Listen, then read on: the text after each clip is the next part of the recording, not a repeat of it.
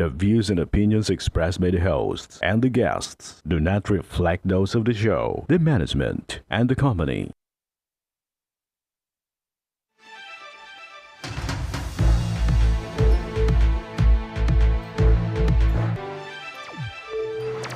Magandang hapon sa iyo, partner. Live na live po tayo ngayong araw ng Martes para magbigay ng serbisyo publiko. Ay, magandang mainit na hapon na partner. Parang nararamdaman ko ng summer. Summer season.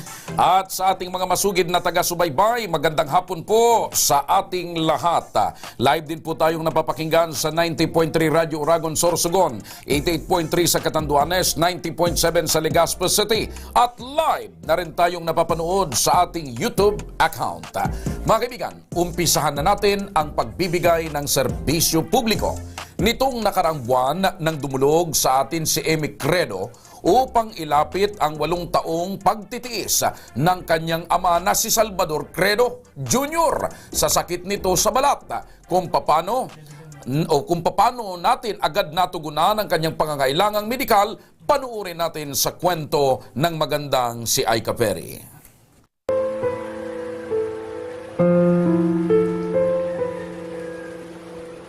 Pero ano nang nangyari sa ulo? Diyan nag-umpisa eh. Hindi naman yun sa katawan. Tapos itong ngayon araw, dito na sa katawan ko, nakita ko na lumalagas na eh. Hanggang sa pa. Pag naliligo ako, nakita ng mga kasabang ko. Di, para siya natakot. Puro mga unit na eh, yung mga balat.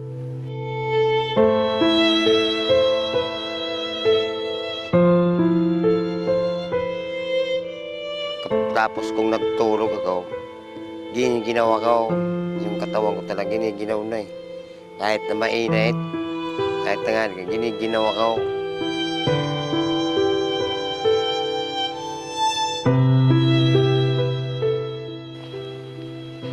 So kumbaga yung isa kong pakpak, bumigay na. Ang akin lang, ang gusto ko matulungan din naman yung asawa. Medyo tumagal pa ng konti para makita niya naman na makatapos pa yung bunso ko.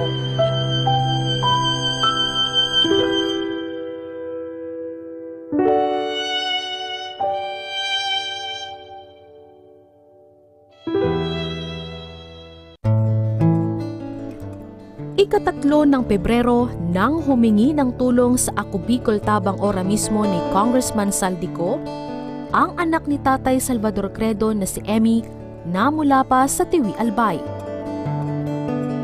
Kumusta ngayon ang kalagayan ng tatay mo?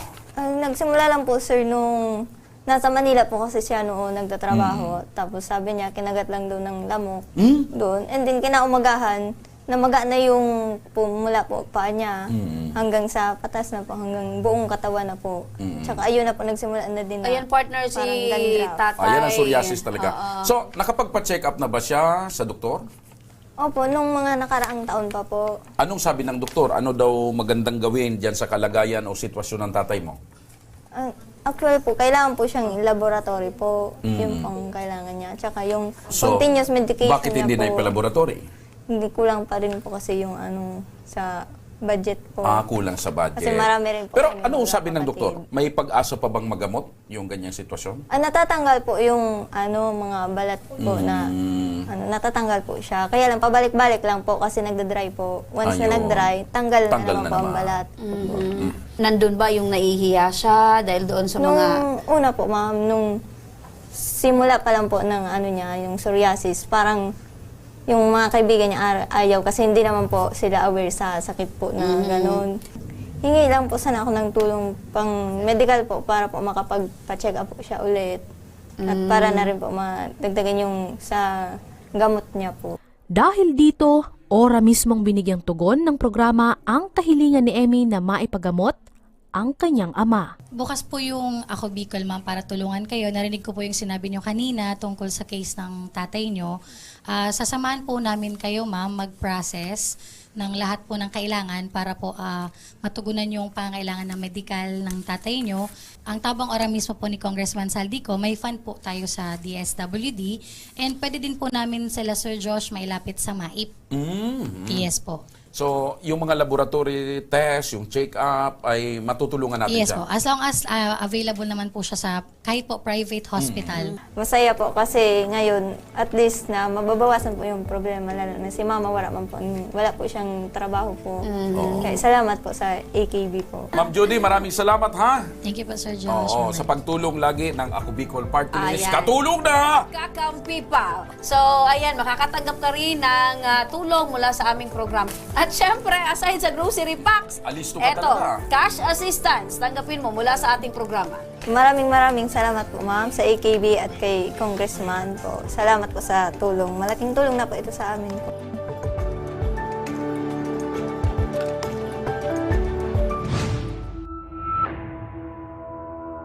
Bago isagawa ang pangakong pagpapagamot kay Tatay Salvador, ay minabuti rin ng Tabang Ora mismo team na mabisita siya ng personal upang mas malaman ang kanyang sitwasyon sa kanilang lugar.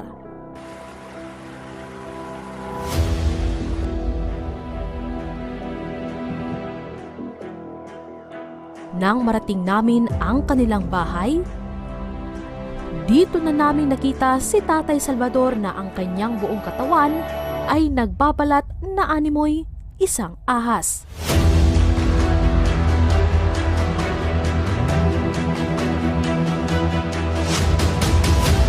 Simula na nagpasok ko sa may BCC Construction, Vital Tech, doon umuyag ko, nangangalas na yung panat.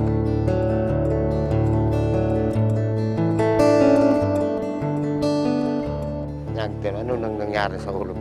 Diyan nag-umpisa eh. Hindi naman yun sa katawan. Tapos kung natulog ako, ginawa ko, yung katawan ko talaga giniginaw na eh. Kahit na mainit, kahit na ginawa ko. Sa kabila ng suliraning pinagdaraanan ni Salvador, naririyan ang kanyang maalagang may bahay upang maging lakas niya sa kanyang kondisyon. So kumbaga yung isa kong pakpak, bumigay na. Ang akin lang, ang gusto ko matulungan din naman yung asawa.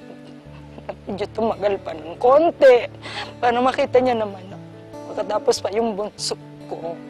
Hindi ko na po naririnig yung mga pinagsasabi ng iba. So, kami-kami na lang. Sinusuporta na lang namin yung asawa ko kasi syempre po, ganyan na po siya talaga. So, kahit po masakit sa aming damdamin, so syempre po, okay lang sa akin kasi syempre pinagdarasal ko na lang na maging okay pa. So, medyo humaba pa yung buhay niya kasi syempre, so madami po kaming mga anak. Nanay Magdala na, ito po, may grocery packs. Bigay po si Congressman Saldico. Salamat po marami.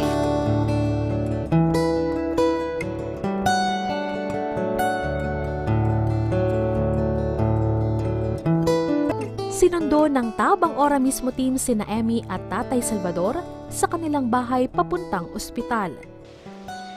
Ma'am, naka-ready na po yung requirements po, yung mga older requirements, sir. Tapos, para po mapa-check upan.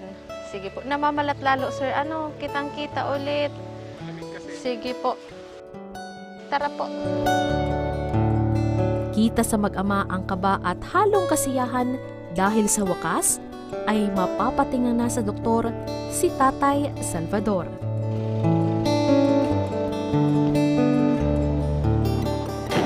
Sige, sir. Pasok na po.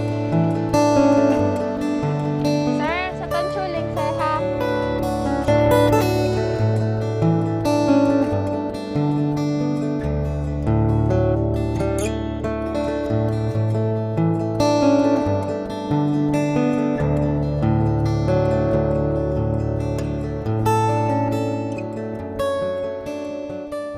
Tatay, kailan po nag-start yun ng mga lumalabas po sa balat niyo? Matagal na siguro mag-edit pa lang ako ng 50 nyo. Pero may asawa na ako dyan. 50. So 59 ka na ngayon. So mga 9 years na po. Oh, panay years na ngayon. Pa 9 years na.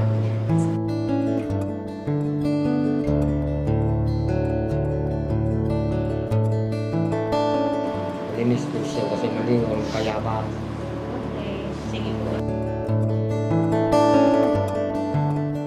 Ayon sa pagsusuri ni Doktora Orlina Buela, Sa kanya po, as previously diagnosed naman po, is psoriasis. Mukha naman po talaga. Ito po kasing itsura ng mga rashes niya ngayon, masyado na pong madami.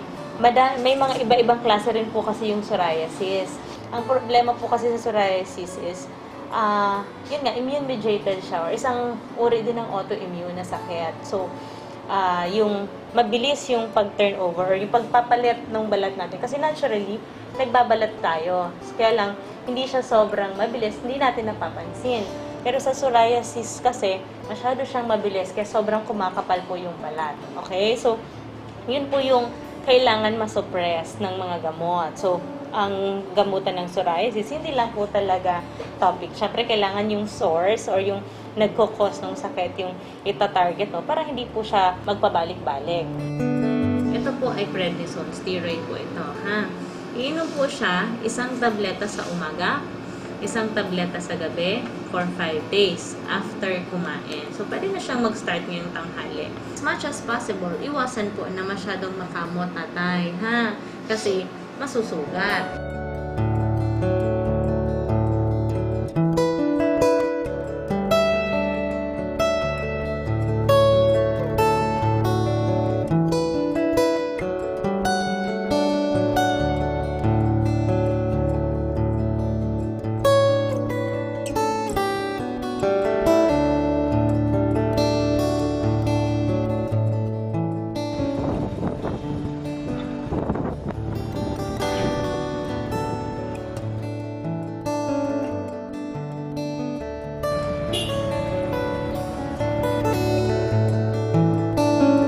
Nangilan-ngilan ding kapitbahay sa barangay ni Tatay Salvador na nagpatunay na hindi naman sila nandidiri sa kondisyon ni Tatay Salvador. Naano talaga kami kasi kaipuan talaga tabangan. Kasi bako man talaga siya totally ang trabaho niya stable. Minsan lang may trabaho, minsan wala. Bihira siya magpagkaibigan sa mga taga rito. Ano lang siya, trabaho tsaka bahay lang. Nakakaawa naman tingnan. Tsaka kailangan talagang matulungan. Nakatitiyak ngayon ang pamilya Credo na panatag na ang kanilang kalooban dahil nalaman na nila ang kondisyon ng kanilang padre di pamilya. Ama, kahit kailan, kahit nung wala ka pang ganyan, okay lang, pinagtsatsagaan talaga kita kasi wala talagang magtsatsaga sa'yo. Ako lang talaga. As in, ako lang. Wala nang iba. Ako, mas masaya pa ako dahil lang buhay pa at saka nakikita ko pa sila lahat. Yan lahat. Aika Ferry, Ako Bicol, Tabang, Ora mismo. Ayan, partner, di ba? Walang magtsatsaga sa'yo, partner. Ako lang talaga. Ako lang. Yan ang patunay ng wagas na pag-ibig at pagmamahal. Till death do us part. Okay, partner. So, ayan, ramdam na naramdam ni Kuya na talagang pagmamahal sa kanya ni ate ay laging naandun. And syempre, ora mismo ang pagtugon ng Ako Bicol, Tabang, Ora mismo. At maraming salamat din, partner, kay Doktora Michelle Buela ng Tansuling Hospital. Mabuhay. Yan. Sa pagbabalik ng Ako Bicol, Tabang, Ora mismo, 10 taong gulang na batang babae, paulit-ulit umanong ginahasa ng kanyang sariling ama. Kaya mga ka-aksyon, huwag kayong bibitaw dahil magbabalik pa ang Tabang, Ora mismo.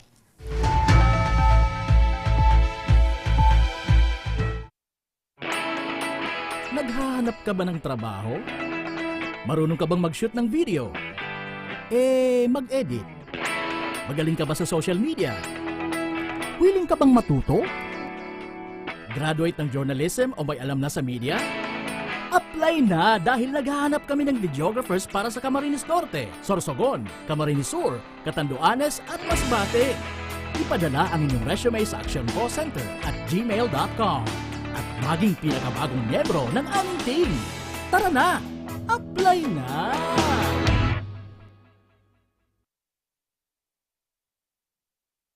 Nangunguna pa rin sa pagpapagawa at pagpapaayos ng mga kalsada sa buong Kabikulan, mga panturismong infrastruktura. Kaya salamat sa ako Bicol, tadapulan ang tabang digdi sa muya. Mga paaralan at mga gusaling kapakipakinabang. Maraming salamat, ako Bicol Partiles. Marami pong salamat. Mahigit isang dekada ng naninilbihan, ako Bicol, katabang na, kasurug pa. Hindi rin nagpahuli sa pagtugon sa mga pangangailangan ng ating mga healthcare workers at mga frontliners. Sa simula pa lang nitong pandemya, hanggang sa ngayon, walang humpayang pagtulong. Ay, nagpapasalamat po ako sa pagtaunin tabang hali sa ako Bicol Party List. Salamat kong dakula sa duwang congressman. Tayo nakakatabang sa muya sa gabi.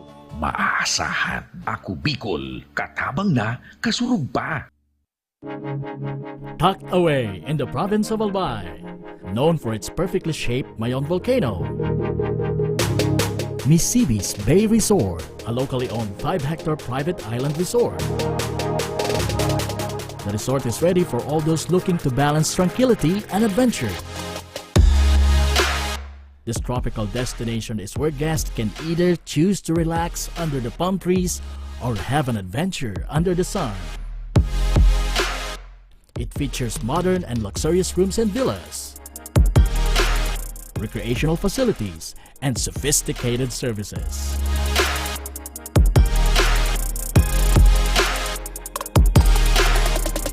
Come and experience Misibis Bay Resort, your tropical island getaway.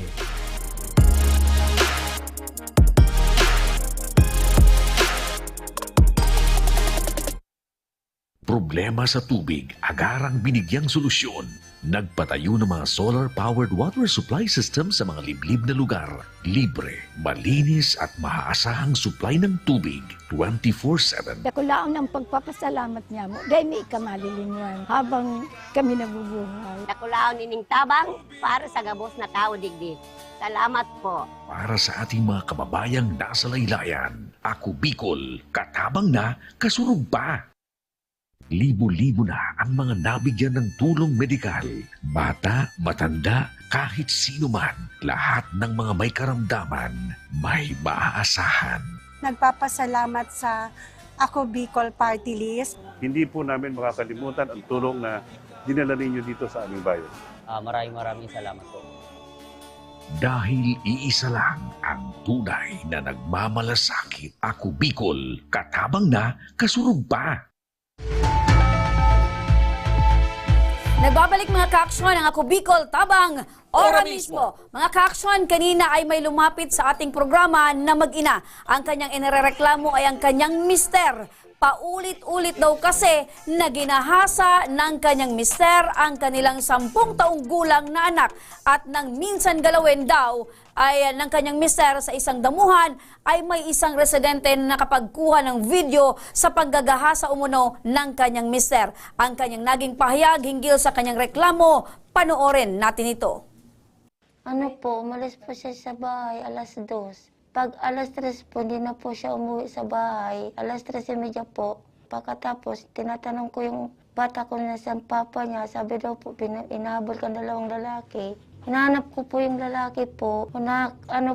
Nakita ko po yung lalaki. May video po. Pagkatapos po kong video, hinabol daw po ko ng lalaki. Nakalis na yung papa niya. Okay, so nalaman mo itong pangyayari dahil doon sa sinabi ng bata na hinahabol yung tatay niya. Opo. Pero hindi nagkwento yung bata kung ano ginawa ng tatay. Hindi pa po. So paano mo nalaman? May video po ate.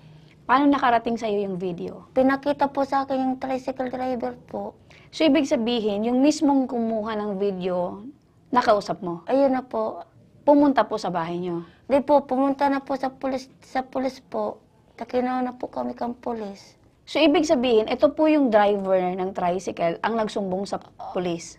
Kami na po, kasi po natatakot yata po yung driver. Iniba na namin sa pulis po. So, wait.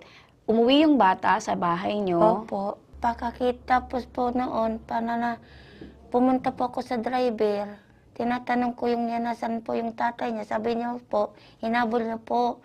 Kasi po may ginawa po yung tatay sa bata. Nung nakita mo po yung anak nyo, anong itsura ng bata? Malungsi po. Napipa na po na liluya po. So, matamla yung bata. Matamlay po, opo. Di po sa akin sinabi kong ilang beses na po. Kasi daw po pag minsan po tinatanong ko po siya may ginagawa yung tatay niya, sabi niya po wala po. Wala. Wala po. Tinatanong ko po yung bata bakit po nagsinungaling. Kasi ginawa ng tatay niya po. Ang sabi daw po, papatayin daw po siya pag nagsumbong po sa akin. Papatayin daw. So, tinakot siya. Opo. Oo. Sa loob ng bahay, magkakatabi Wala ba kayo po. natutulog? Hindi po. Alas 12 po sa gabi, gising pa po, hinintay ko po siya matulog. Sino? Yung tatay niya po, tinatabihan ko po yung tatay niya. Hindi naman po siya ginagalaw. Hindi ko Video. po alam kung kapirang beses na po. Kasi po ang bata hindi naman nagsusumbong. Di po sa akin kasi sinabi kang doktor kung ilang beses na po. Ang sabi lang sa akin kang doktor na mula lang yung kuan kang bata. Hindi pa yata siya kasi siguro ko po si nanay tinakot pa kang tatay. Siguro ko po hindi na po sanay na yata yung pong bata kasi po hindi na daw gumagalaw. Pag nakikita mo yung bata at yung asawa mo sa bahay, Normal man lang po, malambing siya sa mga anak niya po.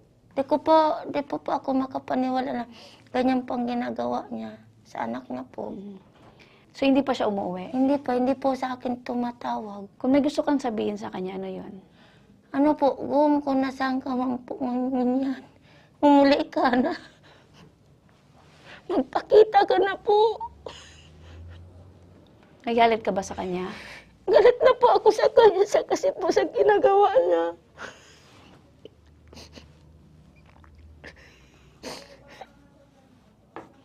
So, anong plano mo sa kanya, sa asawa mo? Ipapakulong ko na lang po sa kanya. So yan, Ayun. partner, yung exclusive interview natin kay Cora, kanina, partner. Yan yung nanay. Oo, yan yung nanay. May nabanggit yung nanay, hindi lang isa yung anak niya. 5 partner ang 5. kanilang anak. Oo, mga babae din. Opo, panganay itong biktima. Itong 10 years old. So, sa pakikipag-usap natin sa nanay, partner, parang natakot din siya before. At doon sa pakikipagpanayam mo sa nanay partner, wala siyang kaalam-alam na ganun pala yung nangyayari hanggang may ipakita sa kanyang video. Actually, may beses na daw na tinanong niya yung bata kung ginagalaw ka ba ng tatay mo. Sabi naman ng bata, hindi. Until such time, partner, na eto na may video na. Okay. So yung palang mga pagkakarinig ko doon sa panayam mo, nung nabidyuhan ay may mga humabol na pala kaagad sana. Eto, partner, na kumuha ng video, akala niya is typical na magjowa na may nangyayari doon sa damuhan. Kaya So, parang- hindi nila parang agad paparazzi lang kinuyog. siya, parang paparazzi lang Ayan. sana siya. So nung nakita niya na bata Batang itong kasama, that's the time na hinabol niya itong tatay. Tapos tinanong nitong tricycle driver itong bata, ano mo yon? Sabi niya, tatay. Ito palang tatay ay kuryador ng STL. So, At kilala ito ng mga tricycle driver kasi doon pala yan sila tumataya. totoo, partner. So, ano ba yung pakiramdam, partner, nung nalaman mo or nakita mo na ganun, partner, yung nangyari sa bata? Actually, partner, nung pinasilip mo nga sa akin yung video, hindi ko na sa iyo ipinakiusap na ipasa mo pa sa akin yung video kasi galit lang ang mararamdaman mo. At talagang baka pag nasalubong mo hindi ka makapagpigil, partner. Opo. Mga ka-action, mas pinili po namin na hindi na po ipakita itong video na kuha po ng tricycle driver dahil po ay maselan. Masyadong Masyadong maselan. At ang involved dito ay isang 10 years old na minor de edad na bata na mismong ginahasa ng kanyang sariling ama. Paulit-ulit. Paulit-ulit. Pagkatapos, partner, ng ating interview kay alias Cora kanina ay agad tayong nakipag-ugnayan sa tanggapan ng City Social Welfare and Development Office ng Legazpi City. Agad naman silang nagtungo dito, partner, sa ating programa para sunduin ang mag-ina kasama ang mga tauhan ng Philippine National Police para formal lang makapagsampa ng kaso ang mag-ina.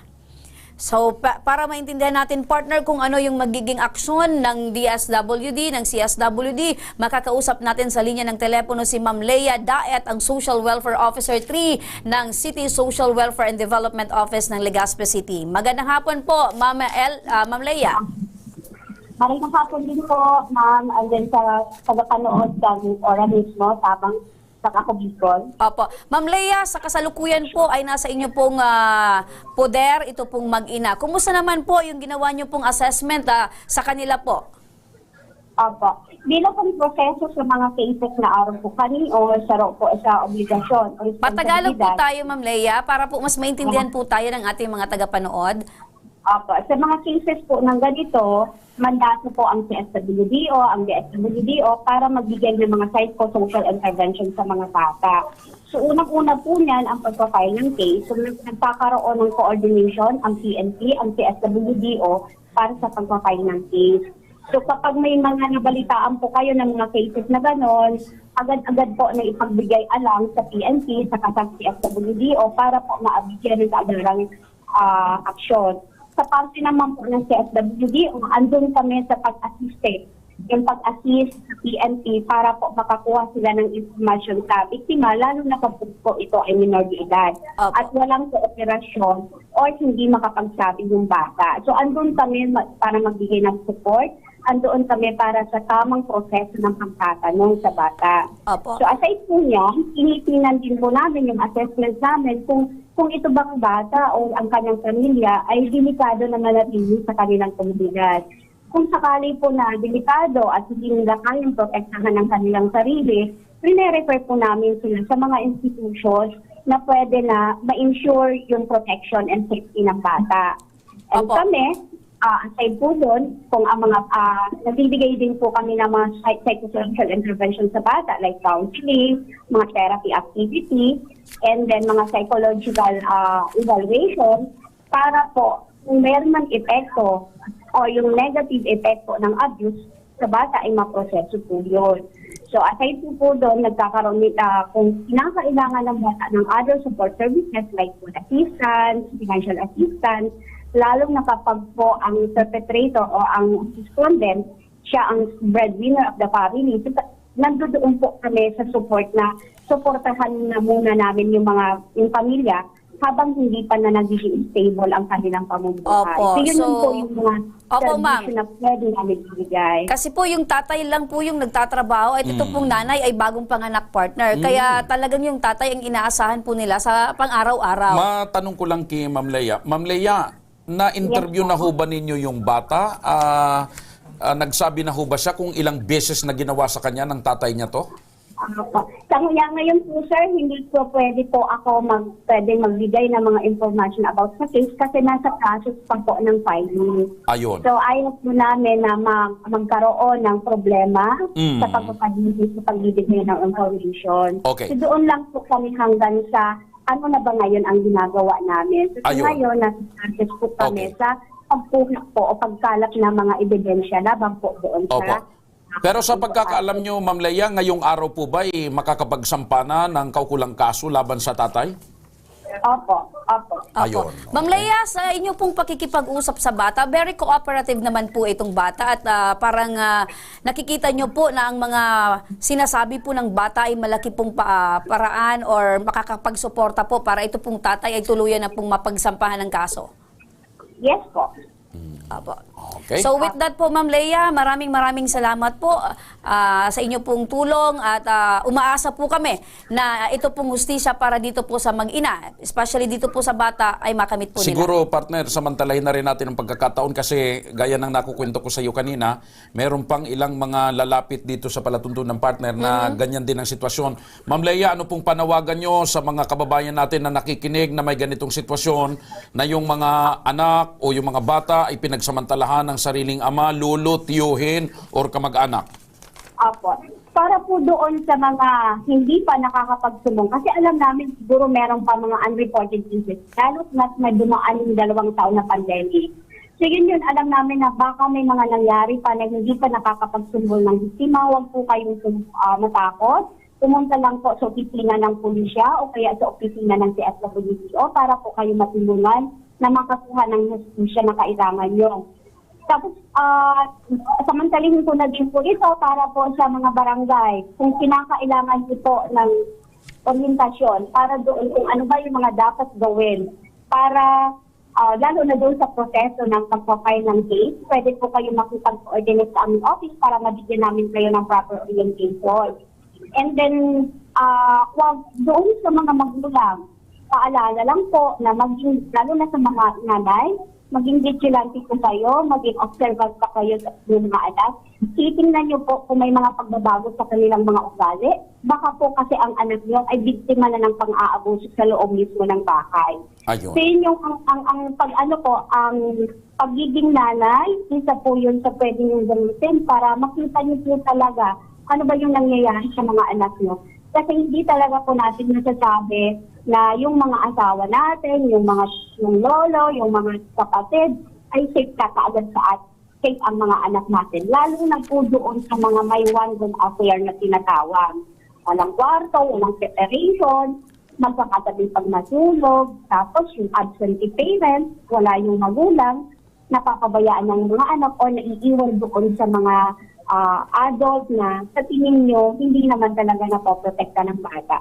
Wala naman pong masama kung kayo ay maging observant kayo at lagi-lagi nyo tatanungin ang mga bata, ano ang nangyari sa inyo sa loob ng maghapon.